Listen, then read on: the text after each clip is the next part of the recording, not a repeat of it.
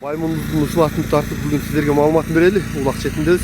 Жанагы Темиш ажынын атын тарткан Афганистанга кеткен Лахиф деппи, Лахиф кайман аты Лахиф болчу.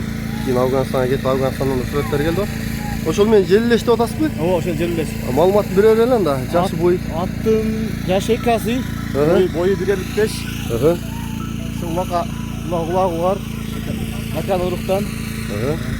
Далили бар. Баасы эле жөндөлө коюп атабыз 250 000.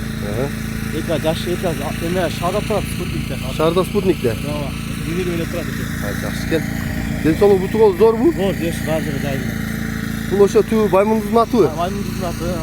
Астыкул деген аяштандын каратоодон ошо жакан аты ошонун баласы. Ошол жанагы Темиш ажысы Алганга саткан аттын бир тууганы желелеши деп атасыз, жакшы экен. Баасы 250 кем бар. 250 кем бар. Улактарга да салып атасызбы? Салынып атат. Жакшы элеби? 15 күн болуп салынбай туруп калды. Иши эме чабылды.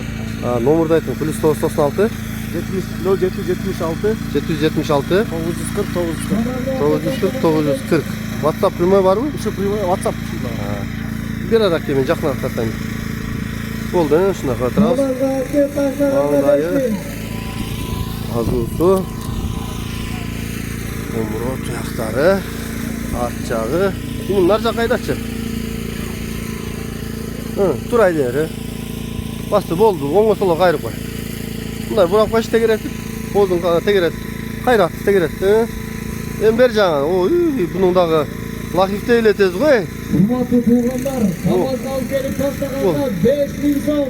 Болду, жарайт. Мол жага бир какчы, болду. Алып келип салган адамга 5000 сом келиңиздер. Ушул номерлерге чаласыздар. Баймундун байторусу.